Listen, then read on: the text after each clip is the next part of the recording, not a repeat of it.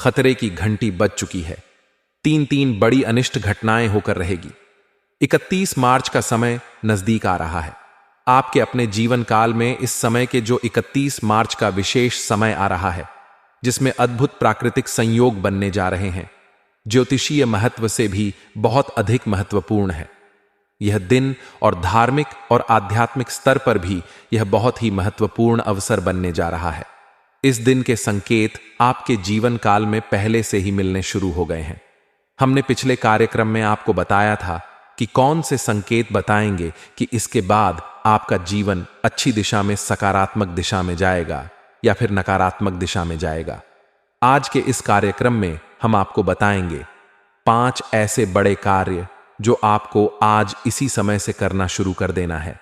इन कार्यों को करने से आपके जीवन में कैसी ही नकारात्मकता हो, कैसा ही कष्ट हो, तांत्रिक क्रिया हो, बाधा हो, किसी भी प्रकार का दुख हो, अपने आप दूर होना शुरू हो जाएगा। 31 मार्च के बाद आपके जीवन में पॉजिटिव एनर्जी की एक लहर सी दौड़ जाएगी, अगर आप इन 5 कार्यों को करना आज से ही शुरू कर देंगे। जी हां बंधुओं, 31 मार्च का जो दिन है, यह बहुत बहुत खास वर्ष है, बहुत खास अवसर है। कारण इसका यह है कि इसमें कई घटनाएं एक साथ घटित होने जा रही हैं। जी हां बंधुओं, सूर्य ग्रहण, वर्ष का पहला सूर्य ग्रहण भी है, शनिदेव का राशि परिवर्तन भी है, अमावस्या भी है, शनिवार का दिन है और एक ही राशि में 6 ग्रह विराजमान होंगे। सूर्य, चंद्रमा, शनि, शुक्र, बुध और राहु जी। हां बंधुओं, बड़ा ही विशेष, बड़ा ही अद्भुत ग्रह संयोग है यह, और आध्यात्मिक स्तर पर भी यह बहुत महत्वपूर्ण है। इस दिन रात्रि के समय कुछ विशेष साधनाएं हैं, छोटी सी साधनाएं हैं, लेकिन इनका महत्व बहुत अधिक रहने वाला है। सुबह से लेकर रात तक किस प्रकार आपको तैयारियां करनी है इस विशेष दिन के लिए, 31 तारीख के लिए, 31 तारीख के लिए, तो हम आपसे यह भी कहेंगे कि यदि हो सके तो आप एक दिन की छुट्टी ले लेना। चाहे आपकी नौकरी है, आपका व्यापार है, या फिर आप दिन में थोड़ा समय निकाल लेना, क्योंकि आपको इस दिन कुछ कार्य हम करने के लिए बोलेंगे। उन कार्यों को यदि आपने कर लिया तो निश्चित तौर पर इसके बाद आपके जीवन में पॉजिटिव एनर्जी की जो चार्ज दौड़ेगा, जो पॉजिटिव एनर्जी की ऊर्जा दौड़ेगी आपके शरीर में, आपके जीवन में, आपकी कुंडली में, उसका अनुभव आप स्वयं महसूस करेंगे। जी हां बंधुओं, इसके बाद कुछ विशेष सावधानियां भी हैं जो हम आपको बताएंगे। आपको अपने चरित्र में, अपने जीवन शैली में कुछ विशेष बदलाव भी करने होंगे, और सबसे महत्वपूर्ण 5 ऐसे कार्य जो आपको आज इसी समय से करना शुरू कर देना चाहिए। बंधुओं, ज्ञान सबसे बड़ा हथियार है। ज्ञान से सब कुछ हासिल किया जा सकता है। न केवल इस भौतिक संसार में हर एक सुख को प्राप्त किया जा सकता है, बल्कि इस संसार से जाने के बाद ईश्वर तत्व की प्राप्ति भी ज्ञान के सहारे की जा सकती है। इसलिए ज्ञान को कभी कमजोर मत समझना, ना ही इसे इग्नोर करना। जी हां बंधुओं, बहुत से लोग होते हैं जो कुतर्क के चक्कर में पड़कर सच्चे ज्ञान को इग्नोर कर देते हैं, क्योंकि आज के समय में यह फैशन बन चुका है कि धर्म को अनाप शनाप बातें बोलो। धर्म की बात करने वाले लोगों को बेवकूफ बताओ, उनके अंदर 50 कमियां निकाल दो। धर्म की किताबों में 50 तरीके की कमियां निकाल दो। इधर उधर की उल्टी सीधी बातें करके अनावश्यक प्रलाप करो और अपने ही धर्म, अपने ही भगवान और अपने ही धर्म गुरुओं को उल्टा सीधा बोलो। यह फैशन बन चुका है और इस फैशन में लोगों को बड़ा आनंद प्राप्त हो रहा है। लेकिन जो लोग इस तरीके के प्रपंच करते पाए जाते हैं, बाद में उन लोगों की दुर्गतियां जब होती हैं तो यही लोग चुपचाप अपनी कुंडली हम जैसे लोगों के पास भेज देते हैं और मंदिरों में लाइन लगाकर माता रानी को नारियल चढ़ाते दिखाई देते हैं, क्योंकि सहन शक्ति की भी एक सीमा होती है। बातें करना अलग बात है, लेकिन जीवन में उसे सहन करना, उतारना दूसरी बात है। इसलिए आप इस तरीके के मार्ग को न चुनें। उस परम सत्ता को स्वीकार करिए, और जो उस सत्ता से जुड़ा हुआ है, दिन रात भजन कर रहा है, दिन रात साधना कर रहा है, यदि ऐसा कोई व्यक्ति आपके सामने आता है, सम्मान करिए, सभी का सम्मान करिए, प्रेम से रहिए, किसी का भी विरोध अनावश्यक रूप से ना करिए। यदि विरोधमय बातें हैं सचमुच में तब तो करिए, लेकिन अनावश्यक प्रलाप और बिना मतलब में आनंद लेने के लिए किसी के अंदर जबरदस्ती की खोट निकालना गलत बात है। इससे आपका चरित्र हनन होता है, इससे आपका व्यक्तित्व का स्तर नीचे गिरता है, इससे आपका खुद का कर्म खराब हो जाता है, प्रारब्ध बिगड़ जाता है। बंधु, हमारे यहां हिंदू धर्म में बताया गया है, श्रीमद् भागवतम की बात करते हैं। बंधु लोग, आप लोग कहेंगे कि हम इधर उधर की बातें ज्यादा करते हैं, लेकिन क्या करें, गुरु का काम है कि अपने शिष्यों को सन्मार्ग पर लेकर आना, बातें चाहे कितनी ही करनी पड़े। तो श्रीमद् भागवतम में यह एक आता है प्रसंग, जहां महाराज परीक्षित के सामने कलयुग आता है और उनसे कहता है कि प्रभु हमें रहने के लिए जगह दीजिए। महाराज तो परीक्षित जी कहते हैं कि 4 जगह आपको दे देते हैं। 4 जगह कौन कौन सी है आप समझिए। नकारात्मक लोगों की, जहां पर वेश्यावृत्ति हो रही है, व्यभिचार हो रहा है, वहां पर जहां पर जुआ और शराब हो रही है, यानी शराब पी जा रही है, जहां पर लंपट लोग बैठकर गप्पे हाँक रहे हैं, इसकी उसकी चुगलियां बुराइयां कर रही हैं, जहां पर अनाचार, व्यभिचार, अत्याचार हो रहा है, इन जगहों पर कलयुग का वास करवाया गया है। तो जब आप किसी की बारे में उल्टी सीधी बिना मतलब के प्रलाप करते हैं, खास तौर से धर्म की बातें करते हैं, वह भी कुतर्क के साथ, तो आप ऐसे स्थान पर पहुंच जाते हैं जहां कलयुग का वास है, और फिर आप पूरी तरीके से कलयुग के दायरे में आ जाते हैं और फिर कलयुग का प्रभाव आपके ऊपर होता है। अब आपको हमारी बातें अच्छी लगे तो ठीक है, नहीं अच्छी लगती है तो कोई बात नहीं करिए। आज नहीं तो कल आपको, कि यह आपको आने वाले कई संकटों से न केवल बचाएगा बल्कि आपके जीवन को एक नई दशा और दिशा भी देने वाला है। जी हां बंधुओं, तो आपको हम बताएंगे 5 कार्य जो आपको आज से ही शुरू करने हैं।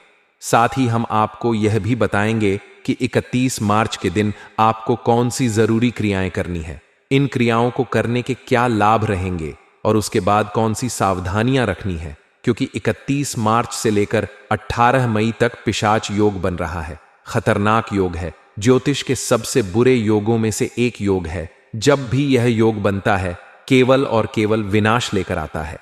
आपकी कुंडली में जहां भी जिस भी भाव में यह योग बन जाएगा, विनाश कर देगा, उस भाव से जुड़े सारे के सारे सुख समाप्त कर देगा। लेकिन ऐसा नहीं है कि यह निश्चित है, इसका प्रभाव सकारात्मक भी होता है। यदि आप इस योग के प्रभाव को समझ जाएं और इसकी जरूरत, इसकी मांग को पूरा कर देंगे तो इसका लाभ भी आपको प्राप्त होगा। यही हमने अपने पिछले कार्यक्रम में भी चर्चा की थी। आज भी हम इसी चर्चा को आगे बढ़ाएंगे। तो चलिए बंधु, आज के इस विशेष कार्यक्रम को शुरू करते हैं। महामई को याद करते हुए कमेंट बॉक्स में प्रेम से, भक्ति भाव से लिख डालिए, जय मां भद्रकाली, कृपा करो महामई।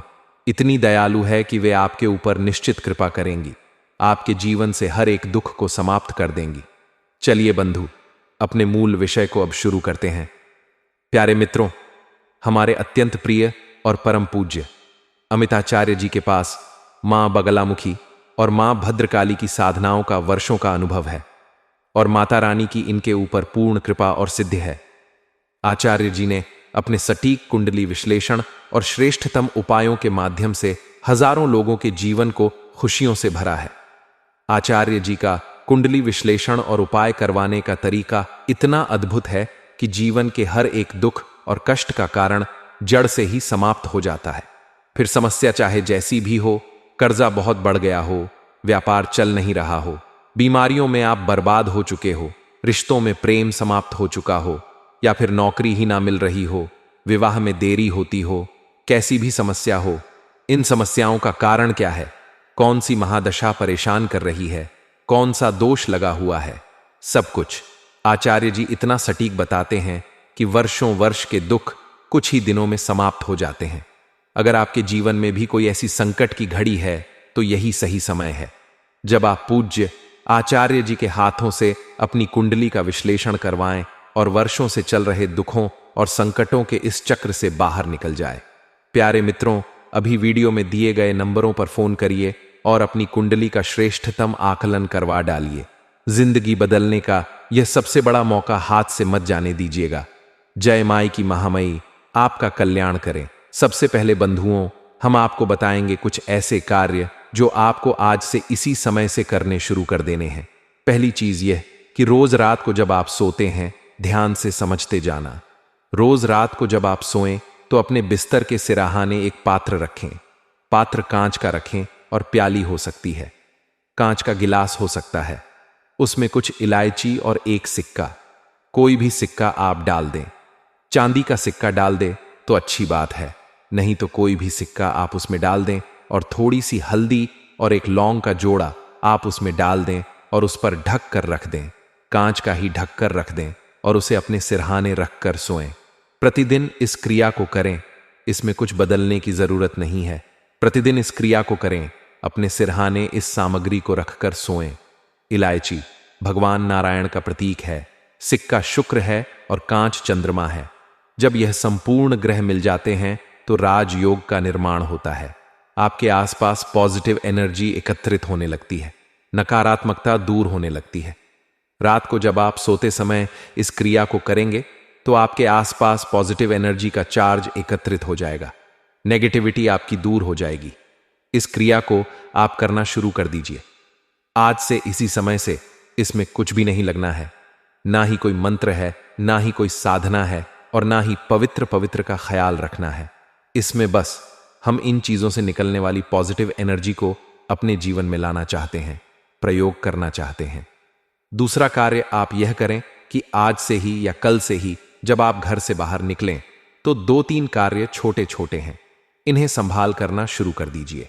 प्रतिदिन हनुमान चालीसा का पाठ करना शुरू करिए। यह पूरा वर्ष 2025 जो है यह मंगल को समर्पित है, यानी कि हनुमान जी का वर्ष है। और हनुमान जी जब किसी पर प्रसन्न होते हैं बहुत जल्दी प्रसन्न हो जाते हैं। बड़े ही भोले भाले हैं, भोलेनाथ के ही तो प्रतीक हैं। शंकर सुभन केसरी नंदन। तो आपको हनुमान चालीसा पढ़ना है।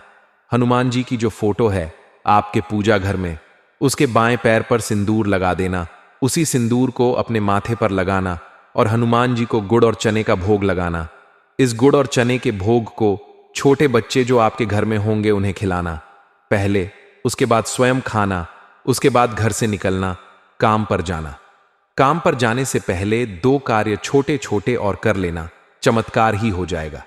यह जो योग बन रहा है ना, यह इतना पॉजिटिव हो जाएगा, आपके दिमाग को इतना शांत, इतना ठंडा कर देगा कि आप हर एक निर्णय बड़ी ऊर्जा के साथ लेंगे और हर निर्णय आपका कामयाब होगा। पॉजिटिव एनर्जी के साथ क्या करना है ध्यान से समझिए। आपको थोड़ा सा इत्र लेना है। अब इत्र कौन सा होता है ध्यान से समझना। वह नहीं जिसे आप परफ्यूम कहते हैं, उसमें तो मादक पदार्थ अल्कोहल मिला रहता है, बहुत ज्यादा मात्रा में उसे नहीं लेना। वह इत्र नहीं है, इत्र है जो शुद्ध सुगंध होती है। पूजा पाठ की दुकान पर मिलेगा, अलग अलग खुशबुओं में मिलेगा। आपको जिस भी खुशबू को पसंद हो उस खुशबू का आप ले आइए। गुलाब का यदि लेकर आते हैं सर्वोत्तम रहेगा, क्योंकि गुलाब लाल रंग का पुष्प है, माता लक्ष्मी को अत्यंत प्रिय है और इत्र का सीधा संबंध माता लक्ष्मी से ही है, क्योंकि यह शुक्र है। और शुक्र कौन है? माता लक्ष्मी का प्रतीक। तो आपको इत्र लेकर आना है, पूजा पाठ वाला। उस इत्र को आपको अपने शुक्र पर्वत पर लगाना है। आपकी हथेली में आपके अंगूठे के नीचे जो उभरा हुआ ऊंचा भाग है, यही है आपका शुक्र पर्वत। इस शुक्र पर्वत पर आपको इत्र थोड़ा सा लगा देना है। फिर दूसरी हथेली के शुक्र पर्वत से इसे इस तरह थोड़ा सा मलना है। बंधुओं, बड़ा ही चमत्कारी प्रयोग है, इसे आप करके देखना। इस तरीके से इसे मल लेना और उसके बाद आप अपने घर से अपने काम पर जाना। दुकान है, व्यापार है, व्यवसाय है, नौकरी है, कुछ भी हो, आपकी वाहवाही हो जाएगी। इसी के साथ साथ थोड़ा सा इत्र आप अपने कॉलर पर यहां और यहां अवश्य लगा देना। बहुत से लोग आपने देखा होगा पुराने जमाने में यहां पर इत्र जरूर लगाते थे। आपके घर के बड़े बुजुर्ग होंगे जो आपके दादा, आपके नाना जी, उनके बारे में जरा याद करने की कोशिश करिए। वो इत्र कहां लगाते थे? तब यही इत्र चलता था।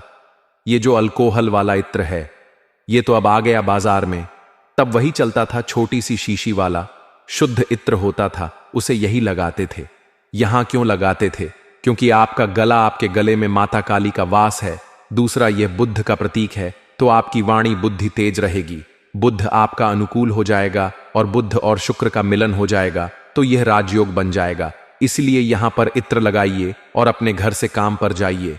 आपकी विजय ही विजय होगी। कोई आपको सामने खड़े होकर आपकी बुराई नहीं कर सकता, आपका सामना ही नहीं कर सकता। आपका शत्रु चाहे कोई भी हो, आपके सामने से हट जाएगा। जी हां बंधुओं, और हर व्यक्ति आपकी ओर आकर्षित होगा। आपके अंदर सम्मोहनी शक्ति एकत्रित होने लगेगी। अब यह बातें आजमाने की है, लेकिन इनके साथ साथ भाव की भी है। भाव यदि नहीं है, केवल एक फॉर्मेलिटी के तौर पर कर रहे हैं, चलो देख लेते हैं, होगा तो ठीक है, वैसे तो कुछ नहीं होता। इन सब बातों से फालतू बातें हैं। अगर आप यह सोचेंगे तो कुछ भी नहीं होगा। जी हां बंधुओं, यहां सब कुछ भाव का है, बिना भाव के कुछ भी नहीं। भावनाएं ही सब कुछ लाकर देती हैं। यत पिंडे तत् ब्रह्मांडे जैसी मन स्थिति तैसी परिस्थिति। तो मन स्थिति ही दूषित है तो परिस्थितियां तो दूषित हो ही जाएंगी। अगर आपके अंदर ही नकारात्मकता भरी हुई है, हर बात में आप नेगेटिव हैं, तो बाहर का वातावरण तो नेगेटिव हो ही जाएगा। उसे कौन रोक पाएगा? तो पहले खुद शुद्ध हो जाइए, पॉजिटिव हो जाइए और हर एक निराशा में भी आशा की एक किरण ढूंढ लिया करिए। यह स्वयं अपने ऊपर एक एहसान करिए। कभी भी किसी भी समस्या की ओर बार बार मत देखो। हम जिस भी चीज की ओर बार बार देखते हैं उसका आकार बड़ा होने लगता है। जिस भी चीज पर हम ज्यादा ध्यान देते हैं वह चीज बड़ी होने लगती है। हम यदि दुखों की ओर ज्यादा देखेंगे तो हम दुखों से ही घिर जाएंगे। हम यदि समस्या की ओर ही बार बार देखते रहेंगे तो हम समस्याओं से घिरे ही रहेंगे। और यदि हम सकारात्मकता की ओर यानी कि समस्या के समाधान की ओर देखेंगे कि यह समस्या है, इसका समाधान क्या है, तो हम अपने आप को समाधानों से घिरे हुए पाएंगे। हम नेगेटिव एनर्जी की ओर देखेंगे तो नेगेटिव पॉजिटिव एनर्जी की ओर देखेंगे। तो पॉजिटिव इसीलिए जो संत होते हैं वे हर वक्त ईश्वर का नाम स्मरण करते रहते हैं, क्योंकि नाम स्मरण शुद्ध सकारात्मक ऊर्जा को आकर्षित करता है और फिर वे पॉजिटिव एनर्जी से भरे रहते हैं।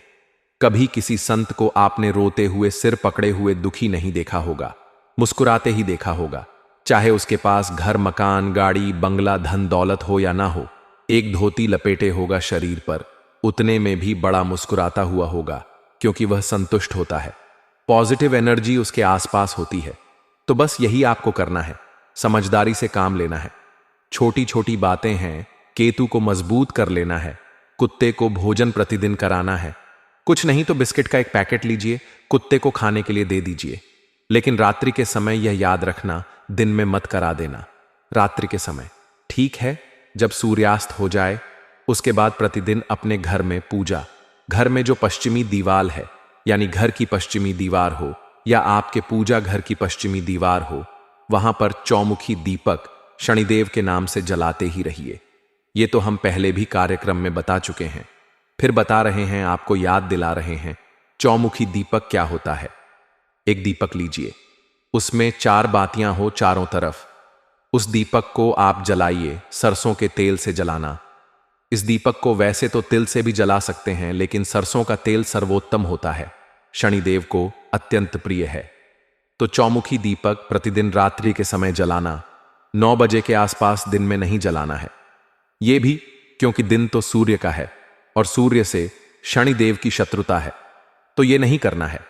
एक छोटी सी क्रिया आपको और करनी है।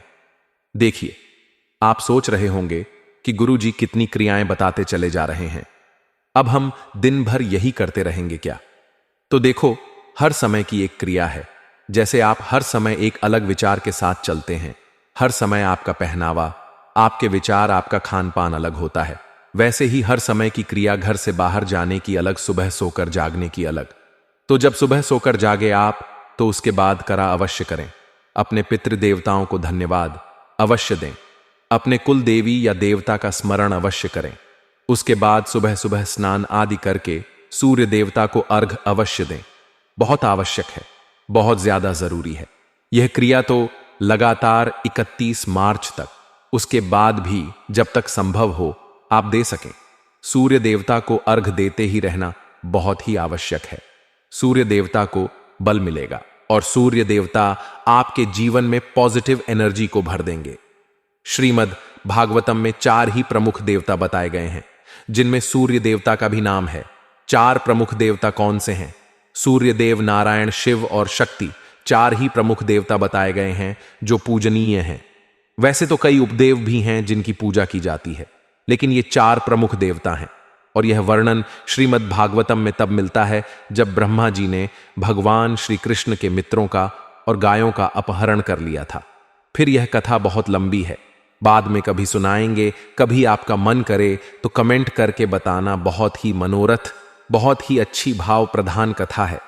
तो फिर ब्रह्मा जी जब आते हैं तो फिर भगवान श्री कृष्ण की 4 परिक्रमा के बजाय 3 लगाकर ही, चौथी आधी परिक्रमा लगाकर ही डर के वापस चले जाते हैं।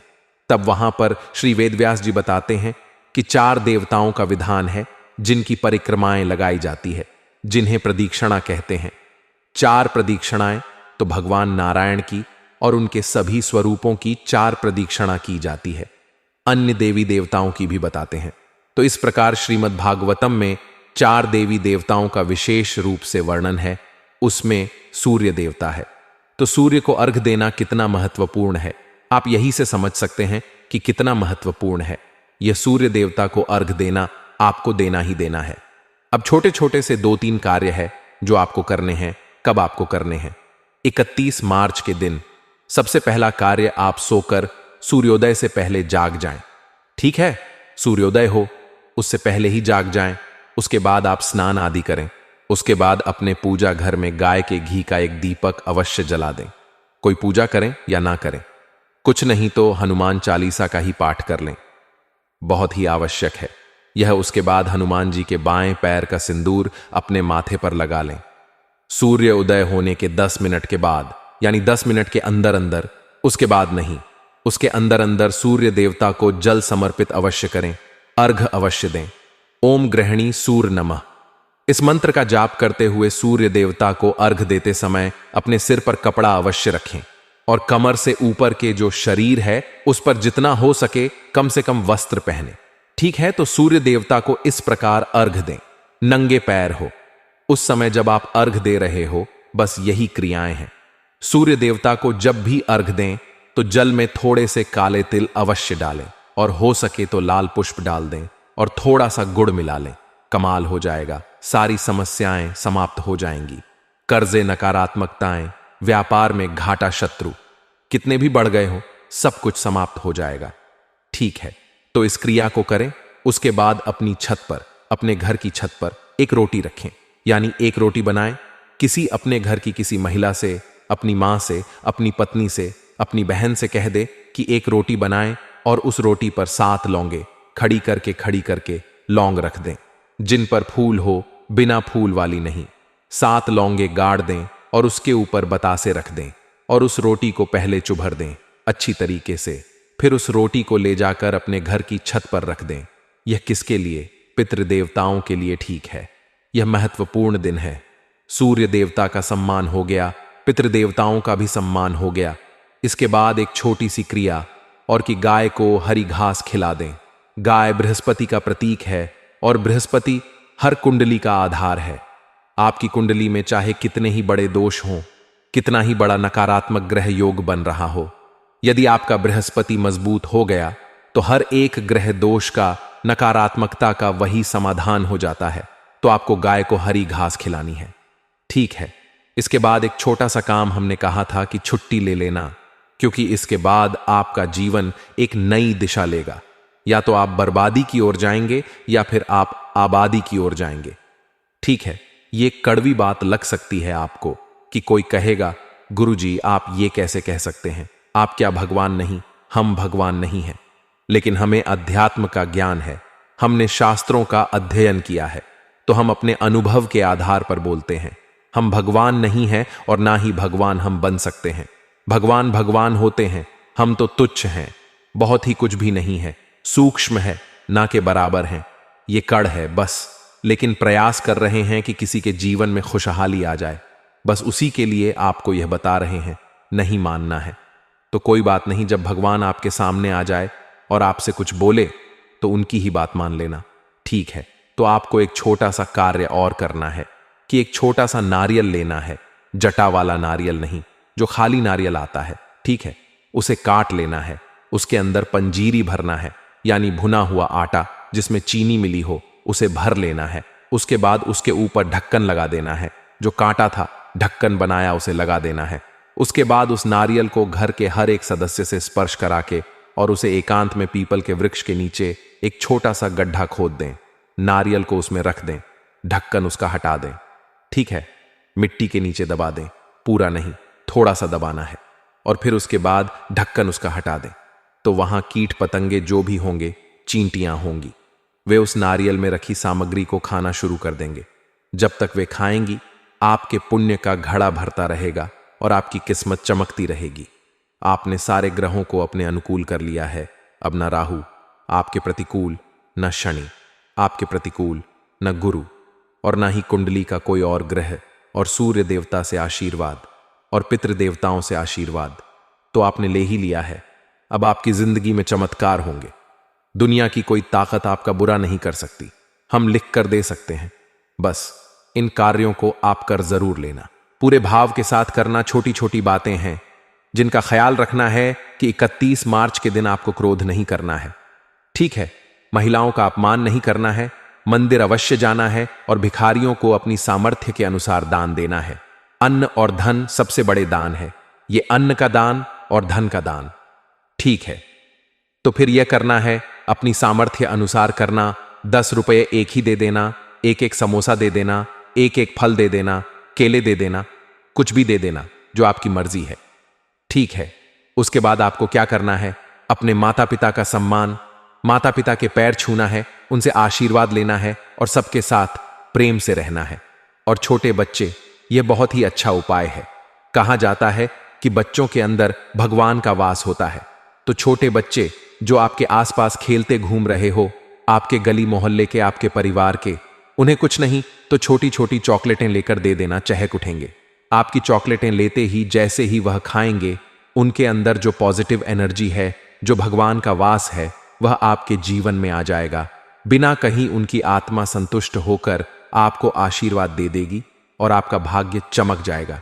बंधुओं, याद रखना कि जो लोग जीवन में आगे बढ़ते हैं, वह कोई एकदम से बड़ा चमत्कारी कार्य नहीं कर देते, लेकिन अपने हर कार्य में छोटी छोटी सुधार करते हुए आगे बढ़ते हैं। छोटे छोटे कार्य अपने जीवन में ऐसे शामिल रखते हैं जो दूसरों से अलग होते हैं और उन्हीं कार्यों का उन्हें अलग से परिणाम मिलता है। तभी तो एक जैसी मेहनत करके किसी की तरक्की दुनिया भर की हो जाती है और कोई वही पड़ा रहता है।